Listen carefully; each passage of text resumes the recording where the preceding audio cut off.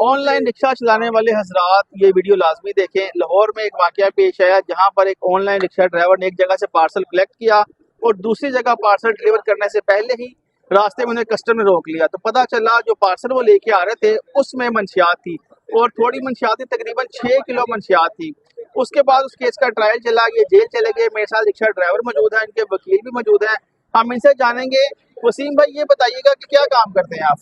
मैं rickshaw driver हूँ। तो कितनी देर से रिक्शा चला रहे 25 साल से रिक्शा चला रहा हूँ। तो क्या वाकया पेश आया था? सर इन तरह पे मुझे कहा था कि हम रेलवे स्टेशन पे था, मुझे कार आई कि हमारा भी पार्सल है वो हमने गाड़ी से लेके आना एशिया कार्गो रेलवे स्टेशन पे देना है। ठीक है। जब मैं वहाँ पहुंचा तो वो सामान वहाँ पर मौजूद नहीं था। उन्होंने कहा आप थोड़ा वेट करें। तो मैंने काउंटर पे जो बैठा था काउंटर पे उससे भाई से मैंने बात की जाके, उन्होंने थोड़ा वेट करना, जैसे ही सामान आता है तो आपको दे देते हैं। ठीक है। फिर मैंने उन्हें बताया कल करेंगे, अभी वो बता रहे हैं वेट करना पड़ेगा। वो कह रहे हैं आप किराया 200 रुपये आ रहा है, 200 मैं आपको एक्स्ट्रा दे दूंगा। मैंने कहा चलिए ठीक है, मैं थोड़ा वेट कर लेता हूँ। कुछ देर के बाद गाड़ी आई पिकअप, उसमें वो 4 कार्टून उन्होंने उतारे। उन्होंने कहा जी आप रिक्शे के पास गए, रिक्शे का दरवाजा खोलें। वो 4 कार्टून वो जो मुलाजिम थे उन्होंने एक कार्टून आपने उनसे पूछा कि है क्या? वैसे नहीं, जनरली बंदा पूछ लेता है नहीं कि मैंने क्या है उनसे इसमें। नहीं पूछा, मैंने नहीं पूछा आपने? उन्होंने कहा ये सामान है बस ये अपने गाड़ी ले पहुंचाना है। ठीक है। मैंने कहा ठीक है। उन्होंने 4 कार्टून रख दिए, ना मुझे पता नहीं ज्यादा था इसमें क्या है क्या नहीं है। ठीक है।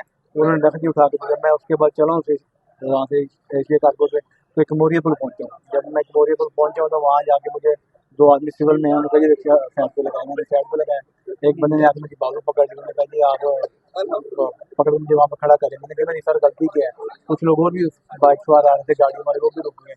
उन्होंने भी कहा जी आपने इन्हें क्यों रोका। उन्होंने यही कहा जी इसको आप जहाँ अपना काम करें जाके यहाँ से ना। उन्होंने नहीं मुझे खड़ा किया। उसके बाद फिर मुझे उन्होंने पकड़ के गाड़ी उनकी आई है, गाड़ी में बिठाई जी इधर ले कस्टम हाउस का। वहाँ पर मेरा मोबाइल था, डॉक्यूमेंट्स थे गाड़ी के, वो सारे मेरे उन्होंने अपने पास रख लिए। मैंने कहा सर मेरी गलती क्या है, मुझे बताएं जो सही। मैंने कहा जी आपको भी बताते हैं। तो मैंने कहा सर मेरे पास गाड़ी मौजूद है, मोबाइल में जिन्होंने सामान मंगवाया है, जिसका नाम है, जिसका पार्सल है, मेरे को सारा रिकॉर्ड मौजूद है। आप गाड़ी पे नंबर चेक कर सकते हैं। मैंने गलती की तो मुझे इसकी सजा दें। मैं काम करते नहीं, मुझे पता नहीं इसमें क्या है। मैंने कहा जी इसको आप कमरे में जाकर थोड़ी देर बिठा दें। फिर कमरे में बिठा दिया। मैं रात को रोता रहा काफी देर। दोस्त बैठे थे वहाँ पे, उन्हें भी रिक्वेस्ट की। उन्हें कहा जी वो साहब आएंगे तो नहीं करना जो नहीं करना। फिर अगले दिन सुबह उनके जो बड़े सीनियर आए उनसे भी उनकी बात वगैरह हुई तो उन्होंने मुझे कहा जी आपको आज छोड़ देंगे। फिर रात को मुझे दूसरे दिन उन्होंने अपने जो कार मोबाइल उस दिया है। वक्त तक आपको पता चल गया था कि आप पर क्या इल्जाम है? नहीं मुझे कुछ भी नहीं पता था, कोई इल्जाम का नहीं रात पता का कुछ भी नहीं उन्होंने बताया। रात को मुझे कुछ भी नहीं बताया। फिर अगले दिन उन्होंने कहा आपने किसी रिश्तेदार वगैरह या किसी अजीज को बुलाना है। फिर मैंने अपने हमसाए मैंने दोस्त है अब्बास साहब, तो उन्होंने मैंने फ़ोन किया जी मेरा ऐसा मसला बन गया। वो आए हैं, उन्होंने आगे उनके साथ कुछ बात की। फिर दफ्तर में वो बैठे थे सुबह आपके बंदे को हम छोड़ देंगे।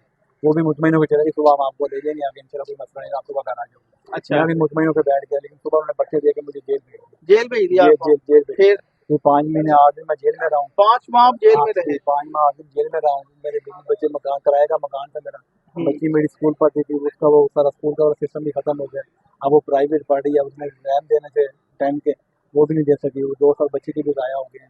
मैं इतना परेशान मकरूर हो गया।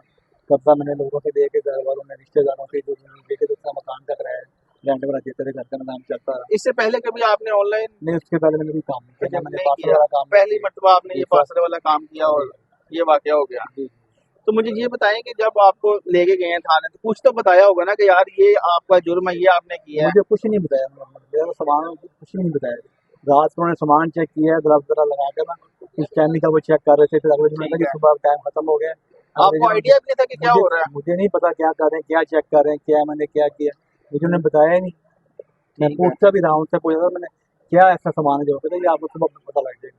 लेकिन मुझे उन्होंने कुछ भी कहा नहीं किया इसके बाद। फिर 5 माह आप जेल में रहे? मैंने उधर भी कहा, उन्हें अफसर से भी कहा यार मेरी गलती बताएं क्या है। फिर जब मुझे जेल के पास लेके मैं रोने लग गया। मैंने कहा सर इधर मुझे ना भेजे, मेहरबानी आपकी। मैंने कहा मेहरबानी करें। मैंने कहा जी हम कुछ नहीं कर सकते। वो 2 साल से उन्हें मैंने बहुत कहा सर मेरे को मेहरबानी करें, लेकिन उन्होंने बहुत ताउन किया कस्टमरों के साथ। वकील साहब चौधरी मजीद गोली साहब, इनके साथ जो जितने भी दोस्त सब आपसे सब ने मेरे साथ बहुत ज़्यादा ताउन किया। आज इनकी वजह से मैं अपने बीवी बच्चों में अपने माँ बाप के साथ हूँ। मैं इनको दुआ देता अल्लाह पाक इनकी ज़िंदगी सेहत दे, लंबी उम्र दे इन्हें अल्लाह पाक। चलें जी, ये वसीम साहब की आपने कहानी सुनी। अब इनकी रिहाई कैसे मुमकिन हुई उनके वकील से जानते हैं।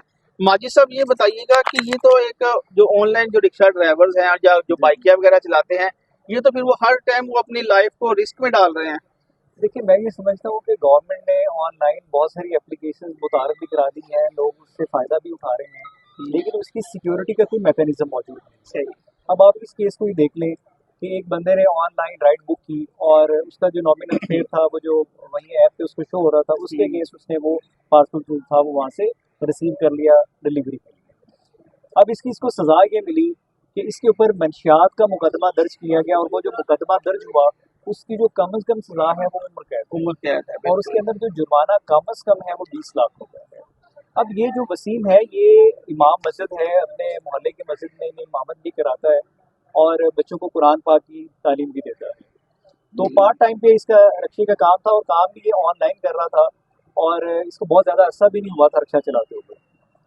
अब कस्टम ने जब इसको पकड़ा तो इसने इसके मोबाइल के अंदर सारा रिकॉर्ड मौजूद था, जिन्होंने राइड बुक कराई उनके वॉइस नोट्स इनके पास मौजूद थे, उनका मोबाइल नंबर उनके पास मौजूद था, ज़ाहिर है उनकी जो आईडी बनी हुई थी उस एप्लीकेशन के ऊपर वो भी मौजूद था। सब कुछ मौजूद। फिर जहाँ से इसने जो रेलवे स्टेशन से जहाँ से पार्सल उठाया, जहाँ से वो पार्सल जो है वो बुक कराया गया, उन सारी बिल्टीज का भी रिकॉर्ड मौजूद था।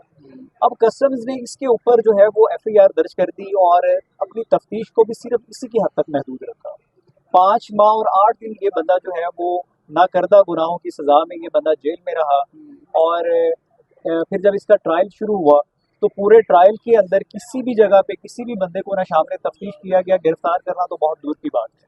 ना कोई बंदा इसमें शामिल तफ्तीश हुआ, ना किसी के खिलाफ कोई इन्वेस्टिगेशन की गई और ना ही किसी को अरेस्ट करने की कोशिश की गई, जबकि ये बहुत एक सीरियस और हीनियस नेचर का ऑफेंस था।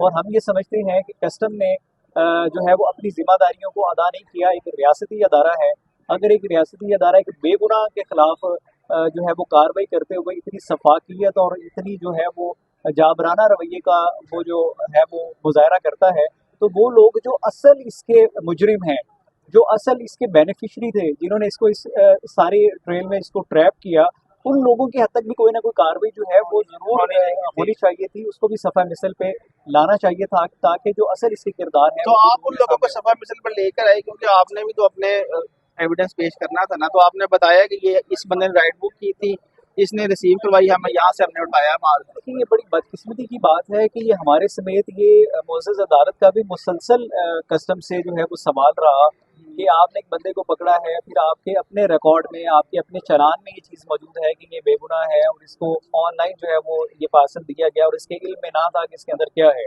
जब ये सारे मामला को आप खुद भी समझ रहे हैं तो फिर आपने उस बंदे को गिरफ्तार क्यों किया, और अगर गिरफ्तार कर लिया था तो फिर इस तफ्तीश को आगे चलाते हुए उन लोगों के खिलाफ कार्रवाई क्यों नहीं की गई जिन लोगों ने वो पार्सल बुक कराया, जिन लोगों ने इसकी राइड को बुक किया और जो असल कल्प्रिट्स थे इस केस में।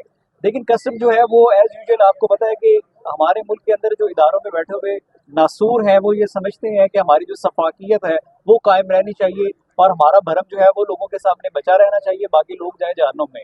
लेकिन इसमें मैं एक चीज़ का क्रेडिट ज़रूर दूंगा, हमारे अदालतों को हम लोग बहुत बेजा तनकीद करते हैं, लेकिन इस केस के अंदर हमने देखा कि इसकी जो जमानत है वो भी सेशन कोर्ट से हुई और इसका जो ट्रायल है वो मुकम्मल हुआ। और सेशन कोर्ट आमतौर पर नहीं होती आम कोर्ट पे नहीं होता, ज़ाहिर है कि 6 किलो मंशियात का केस था और हीनियस ऑफेंस है, तो अमूमन जो सेशन जजेस होते हैं वो रिस्क नहीं लेते या उनको ये लगता है कि शायद ये उनके दायरे अख्तियार से बाहर की कोई चीज़ है। लेकिन मैं सबसे ज़्यादा इसमें शुक्रगुजार हूँ कि हमारी जो अदालतें हैं उन्होंने इस सारे मामले में बेगुनाह को इंसाफ दिलाने में अपना किरदार अदा किया और बहरहाल देर इसकी रीजन तो ये भी हो सकती है कि जब चालान में उन्होंने बेगुनाह कर दिया तो फिर बेल तो ले ही लेगी। देखिए चालान में उन्होंने बेगुनाह कर दिया, लेकिन बात ये है कि जो नारकोटिक्स के कवानीन है उसके अंदर जो पोजेशन ऑफ नारकोटिक्स है वो भी एक इंडिपेंडेंट ऑफेंस है। ठीक है, अब पोजेशन की हद तक तो वो कहते थे कि जी इनके पास जो है पोजेशन मौजूद है, लेकिन उस पोजेशन के बाद इनकी किसी भी हवाले से मेंजरिया या इनकी इन्वॉल्वमेंट इन द केस जो है वो ना रिकॉर्ड पे थी और ना ही किसी भी हवाले से किसी भी स्टेज पे वो सामने आई। इसीलिए ही मुअज़्ज़ज़ अदालत ने इनको बेल आउट भी कर दिया और उसके बाद जब इनका ट्रायल मुकम्मल हुआ इसमें सारी शहादतें आई और शहादतों के बाद जब वो विटनेस आए उस पर जिरा हुई और ये सारा प्रोसेस मुकम्मल होने के बाद जो है वो मुअज़्ज़ज़ अदालत ने इनको बरी किया है और जो इनके खिलाफ इल्ज़ामात थे उनको मुस्तरद किया। Thank you very much sir.